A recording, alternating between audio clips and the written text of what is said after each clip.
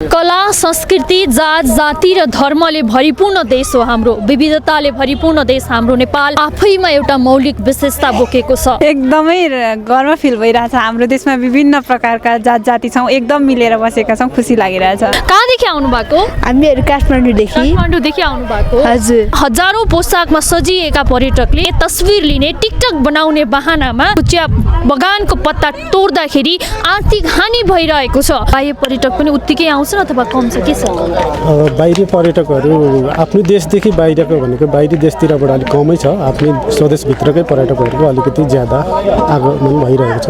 यसलाई चाहिँ अलिकति विस्तार गर्न सरकारले नसक्या जस्तो हो जस्तो लाग्दैन तपाईँलाई? लगभग त्यस्तै नै लाग्छ होइन। अब यस पूर्वमा धेरै ठाउँहरू छन् यस्ता ठाउँहरू, त्यसलाई चाहिँ सरकारले चाहिँ राम्ररी व्यवस्थापन गरेर यहाँनिर टुरिज्म क्षेत्रलाई बढाउने हो भने पक्कै पनि राम्रो नै हुन्छ जस्तो लाग्छ। कति वर्ष भयो तपाईँले यो व्यवसाय सुरु गरेको? यो 20-22 वर्ष भयो। 22 वर्ष भइसक्यो। आम्दानी कस्तो छ? राम्रै छ। यो अहिले अब यसो घर गुजारा गर्न मिल्छ, नानीहरू छोराछोरी पढाउन मिल्छ। यहाँहरूलाई कसैबाट केही सहयोग अथवा राहतका कामहरू भयो? त्यस्तो त भएन, कहीँ पनि कोही आएन, कसैले सोध्नु पनि आएन, कसैले भनेन पनि। जतिखेर तपाईँहरूको पर्यटक नआएर आर्थिक आम्दानी बन्दै थियो त्यति बेला कोही स्थानीय सरकार कसैबाट तपाईँहरूका लागि केही पहल भयो? भएन। त्यो राहतको कार्यक्रम चाहिँ हामीले मागेनौँ पनि। हामीले दुःख सुख आफ्नो अब खेतीबाली पनि थियो, त्यसैबाट हामीले थोर बहुत गुजारा गऱ्यौँ। कला संस्कृति जात जाति र धर्मले भरिपूर्ण देश हो हाम्रो। विविधताले भरिपूर्ण देश हाम्रो नेपाल आफैमा एउटा मौलिक विशेषता बोकेको छ। यही नेपालीको मौलिक विशेषतालाई बुझेर नै विभिन्न देशहरूबाट पर्यटकहरू घुम्न आउने गर्छन्। मेरो पोसाक र पछाडिको दृश्य देखिसकेपछि तपाईँहरूलाई लाग्न सक्छ पक्कै पनि यो इलाम हो अथवा कन्याम हो। धेरै जसो नेपाली पर्यटक आगन्तुक पर्यटकहरू यहाँ आउनु भएको छ। धेरै पर्यटकको सख पनि हुन्छ यहाँ आउने। कतिपय आउनु भएको छैन भने जानकारी गराउँ, यो इलाम नगरपालिकाको कन्याम भन्ने ठाउँ हो। यो ठाउँ चिया खेतीका लागि, चिया बगानका लागि तथा राष्ट्रिय पोसाकका लागि ख्याति प्राप्त ठाउँ रहेको छ। घुम्न आउने पर्यटक आगन्तुकहरू यो चिया बगानभित्र छिर्ने, पात टिप्ने, पात फ्याल्ने, बिउ फ्याल्ने गर्नाले आम्दानीको स्रोतमा घाटा भएको छ। यो हाम्रो पर्यटकीय स्थल हो, साथसाथै आर्थिक लाभ दिने क्षेत्र हो, अर्गानिक उत्पादन हुने ठाउँ हो। यदि यो क्षेत्रलाई अलिकति व्यवस्थापन र संरक्षण गर्न सकियो भने अझ धेरै लाभ हुन सक्थ्यो कि। दिनमै हजारौं पर्यटक यहाँ आउँछन् र हजारौं पोसाकमा सजिएका पर्यटकले तस्बिर लिने, टिकटक बनाउने बहानामा चिया बगानको पत्ता तोड्दाखेरि आर्थिक हानि भइरहेको छ।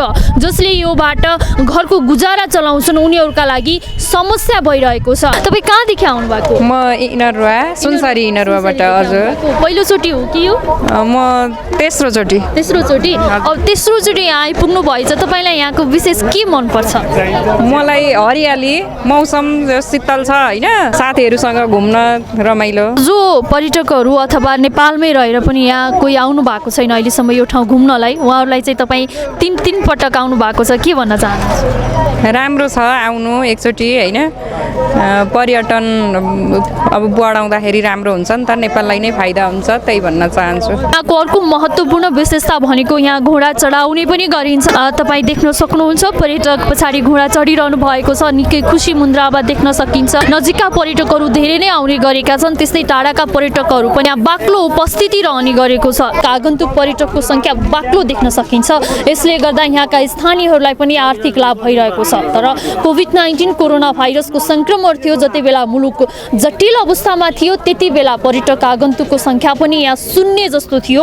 पर्यटक आउने त कुरै भएन, त्यसमाथि पनि अरू निकायहरू, क्षेत्रहरूले पनि खासै चासो दिएको जस्तो महसुस हामीले गरेका थिएनौँ र भएको पनि थिएन। स्थानीयका अनुसार उनीहरू आफै आफ्नो व्यवसाय बन्द भए पनि रोजीरोटीको बाटो गरिरहेका थिए, तर कसैबाट पहल हुन सकेको थिएन। तपाईँको परिचय पाउन? मेरो मिलन खवास।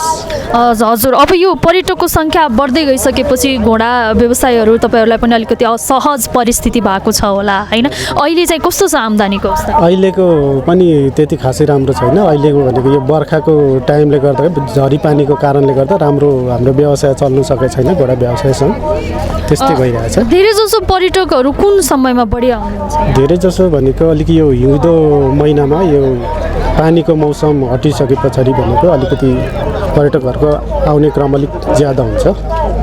आन्तरिक पर्यटकको सङ्ख्या जति छ त्यसको तुलनामा बाह्य पर्यटक पनि उत्तिकै आउँछन् अथवा कम छ के छ? बाहिरी पर्यटकहरू आफ्नो देशदेखि बाहिरको भनेको बाहिरी देशतिरबाट अलिक कमै छ, आफ्नै स्वदेशभित्रकै पर्यटकहरूको अलिकति ज्यादा आगमन भइरहेको छ।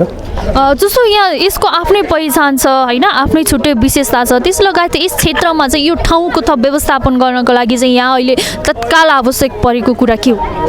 हाम्रो यो आवश्यकता परेको कुरो भनेको हाम्रो यो घोडा व्यवसाय सङ्घमा अलिकति यो घोडाको स्थलहरूको अलिकति पानीको कारणले अलिकति घोडाहरू राख्नुको लागि अलिकति सुविधा अलिक कम भइरहेछ, अरू त खासै छैन, ठिकै छ। विभिन्न किसिमका सांस्कृतिक पोसाकहरू देख्न पाइन्छ जसले गर्दा यसको महत्त्वलाई अझ बढाएको देख्न सकिन्छ। तपाईँहरू हेर्न सक्नुहुन्छ दर्शकबिन, यो पोसाक सजिरहनु भएको छ। कहाँदेखि आउनु भएको? हामी गोठगाउँदेखि। गोठगाउँदेखि हजुर, मोरङ। हजुर, घुम्न भनेर आउनु भएको कि पोसाकै? हामी घुम्न भनेर। कस्तो महसुस भइरहेको छ यो पोसाकमा चिटिक्क सजिनु भएको छ? एकदमै गर्व फिल भइरहेछ। हाम्रो देशमा विभिन्न प्रकारका जात जाति छौँ, एकदम मिलेर बसेका छौँ, खुसी लागिरहेछ। तपाईँ कहाँदेखि आउनुभयो? हामी सबैजना एकै ठाउँदेखि आएको। हजुर, तपाईँलाई कस्तो महसुस भइरहेको छ? मलाई पनि एकदमै खुसी। अब के भन्नु, अब त्यस्तै हो। यहाँ जुन पोसाकमा सजिएको छ यो कन्यामा मात्रै होस् कि देशको हरेक ठाउँमा होस् भन्ने चाहनुहुन्छ? देशको हरेक ठाउँमा होस्। अब यहाँ योभन्दा पनि अझै नजिक भइदिएदेखि झन्डै राम्रो हुन्थ्यो भन्ने छ नि हामीलाई त। तपाईँ पनि वहीँदेखि? हजुर, मोरङबाटै आएको। मोरङबाट? हजुर। हो, यहाँ घुम्नको लागि आउनु? हजुर, घुम्नको लागि आएको। पहिलोचोटि हो? हजुर, पहिलोचोटि हो। कस्तो लागिरहेको छ यो ड्रेसमा त? एकदम खुसी लागिरहेको छ। आफ्नो ठाउँमा नभएर यत्रो टाढा आएर लगाएको छ, खुसी लागेको छ। आफ्नोतिर भयो भने झन् मजा। यो भनेपछि यो कला यो संस्कृति आफ्नो ठाउँमा पनि हुनु पर्यो। हजुर, अलिक नजिक भयो त झन् राम्रो। तपाईँ कहाँदेखि आउनुभयो? म पनि वहीँ मोरङबाटै हो। मोरङबाटै आउनु? हजुर। हो, यो सबै हरेक आफ्ना कल्चर छन्, आफ्नो ड्रेस छ। एउटा ड्रेस तपाईँ पनि लाउनु भएको छ होइन? यो ड्रेसमा सजिँदाखेरि कस्तो महसुस भएको छ? मलाई एकदमै गर्व लागिरहेछ, राम्रो लागिरहेछ। बेला हामीसँग घोडा व्यवसायी सङ्घका सचिव हुनुहुन्छ, उहाँसँग हामी संक्षिप्त कुराकानी गर्नेछौँ। तपाईँको परिचय पाउनु? नमस्ते, मेरो नाम सोमबहादुर तामाङ, म घोडाचढी व्यवसायी सङ्घको सचिव पनि हो। कति वर्ष भयो तपाईँले यो व्यवसाय सुरु गरेको? यो 20-22 वर्ष भयो। 22 वर्ष भइसक्यो। हजुर। आम्दानी कस्तो छ? राम्रै छ। यो अहिले अब यसो घर गुजारा गर्न मिल्छ, नानीहरू छोराछोरी पढाउन मिल्छ, राम्रै छ। जस्तो पर्यटकहरू बाह्रैमा यतिकै सङ्ख्यामा आउनुहुन्छ अथवा यसको पनि सिजन हुन्छ कि के हुन्छ? यसको सिजन हुन्छ, अब सिजन अनुसारै घुम्ने हुन्छ। अब यो दसैँ तिहारको बेलामा आन्तरिक पर्यटन बढी हुन्छ, छोटो दूरीको। दसैँ तिहारमा चाहिँ अब लामो छुट्टी भएकोले नानीहरू सबैजना आउने भएकोले यहाँ रमाइलो हुन्छ, एक खालको माहौलै हुन्छ, बजार लाग्छ, राम्रो हुन्छ। अनि त्यस पछाडि दसैँ तिहार सकिसकेपछि पिकनिकको सिजन आउँछ। पिकनिकमा भनेको छोटो दूरीमा दिनहरू पनि समय पनि छोटो हुने कारणले गर्दाखेरि पिकनिकहरू खानेहरू ज्यादा आउँछ। त्यति बेला असोज कार्तिक मङ्सिर पुष माघसम्म पिकनिकको सिजन हुन्छ। त्यस पछाडि भनेको फागुन चैत वैशाख भनेको लामो समय आउँछ। लामो समयसम्म चाहिँ यहाँबाट चाहिँ नेपालको मेचीदेखि महाकालीदेखि लगायत इन्डियाको बङ्गाल बिहार लगायत सिक्किम लगायत भुटानतिरबाट आउने हुन्छ। उहाँहरू चाहिँ ताप्लेजुङ हाम्रो मुख्य पाथी भएर देवी मन्दिरको दर्शन गरेर आएर घुम्ने, कन्यामा पनि घुमौँ भन्ने एउटा पर्यटनहरू हुन्छ। अब जस्तो अहिले त धेरै हुनुहुन्छ होइन, राम्रै छ भन्नुभयो। यो भन्दा पहिला करिब 1.5-2 वर्ष चाहिँ देश कोभिडको सङ्क्रमणमा थियो। कोभिडको टाइममा चाहिँ पर्यटकहरूको सङ्ख्या यहाँ शून्य थियो भनिन्छ, थिएनन् भन्ने थियो। जतिखेर तपाईँहरूको पर्यटक नआएर आर्थिक आम्दानी बन्दै थियो त्यति बेला कोही स्थानीय सरकार कसैबाट तपाईँहरूका लागि केही पहल भयो? भएन। त्यो राहतको कार्यक्रम चाहिँ हामीले मागेनौँ पनि। हामीले दुःख सुख आफ्नो अब खेतीबाली पनि थियो, त्यसैबाट हामीले थोर बहुत गुजारा गऱ्यौँ। कहाँदेखि आउनु भएको? हामीहरू काठमाडौँदेखि आउनु भएको? हजुर। यहाँ के प्रख्यात छ भनेर खास गरी के का लागि आउनु?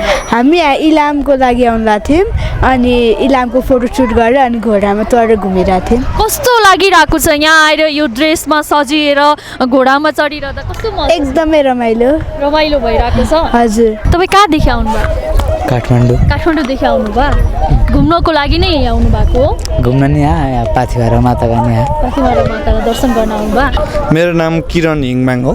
तपाईँ यहीँको स्थानीय हो? हजुर। तपाईँले यो घोडा व्यवसाय सुरु गरेको कति भयो? यो व्यवसाय गरेको 5 वर्ष जति भइसक्यो। आम्दानी कस्तो छ? आम्दानी थोरै हुन्छ। धेरै पनि हुँदैन, थोरै हुन्छ। यसो घोडासोडा पाल्नु ओर्नु घरसरमा यसो खाने खर्च गर्नु चाहिँ हुन्छ। कतिको सुरुवाती दिनहरूमा यो सिक्न यो गर्न तपाईँलाई कतिको असहज भयो? मलाई यो सिक्नु चाहिँ तपाईँको 5 दिन जति लाग्यो। त्यहाँबाट उता चाहिँ त्यतिकै बानी भएर अहिले चाहिँ म चलाइरहेको छु। अहिले त पर्यटकको सङ्ख्या टन्नै देखिन्छ, धेरै हुनुहुन्छ। यो कोभिडको समयमा चाहिँ यत्तिकै थियो, सुनसान थियो, अथवा तपाईँहरूलाई यो आर्थिक एजेन्डा उठाउनको लागि कतिको गाह्रो भयो? हामीलाई त्यो कोभिडले गर्दा चाहिँ पर्यटकहरू आउनु भएन र चाहिँ घरमै बस्यो, यताउता काम गर्यो। अनि अहिले चाहिँ पहिला जतिको चाहिँ छैन। कहाँदेखि आउनुभयो? म बिर्तामोडबाट। हजुर। पहिलोचोटि आउनुभयो हो? होइन, पहिलेदेखि आइरहेको छु। पहिलेदेखि आइरहनुहुन्छ। यहाँको विशेष गरी के मनपर्छ तपाईँलाई? यहाँको मौसम सबैभन्दा मुख्य गरी मौसम, त्यस पछाडि वातावरण। यो बेबी लिएर आउनु भएको छ घुमाउनु तपाईँकै बेबी हो? हजुर, मेरो बेबी हो।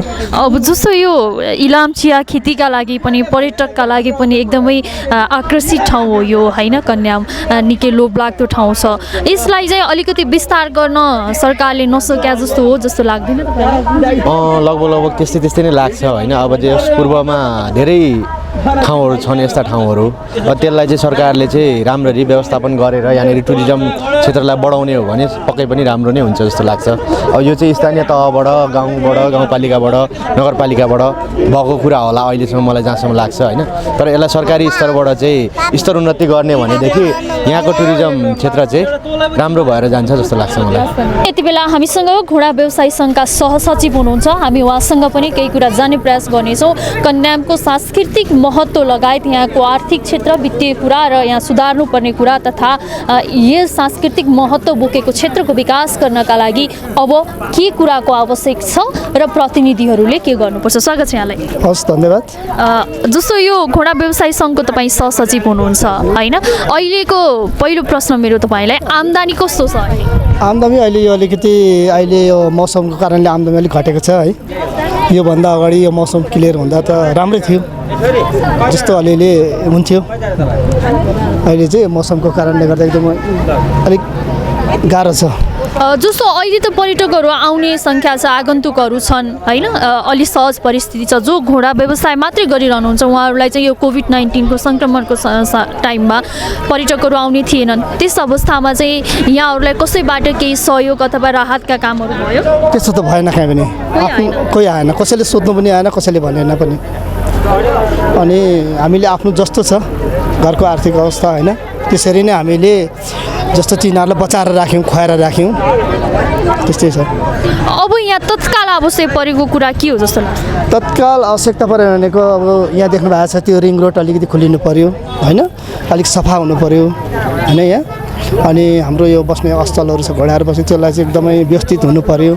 अब पानीहरू आउँछ, बर्सात हुन्छ, देखिहाल्नु भने मौसम यस्तो छ। यसको लागि चाहिँ अलिकति हामीलाई वेट गर्ने ठाउँ, बस्ने ठाउँ हुनु पऱ्यो। हस्, धन्यवाद। हामी नेपाली तथा हाम्रो सरकारले हामीसँग भएका संरचनाहरूको संरक्षण गर्न नजान्दा, हाम्रा मौलिकताको पहिचान गर्न नसक्दा हामीले वर्षेनी करोडौँको घाटा बेहोरिरहेका छौँ। हामीसँग भएका प्राकृतिक कुरा, कला र संस्कृतिलाई संरक्षण गर्न सक्यौँ भने साँच्चीकै नेपाल विश्वकै सुन्दर नेपालको रूपमा साबित हुन सक्नेछ।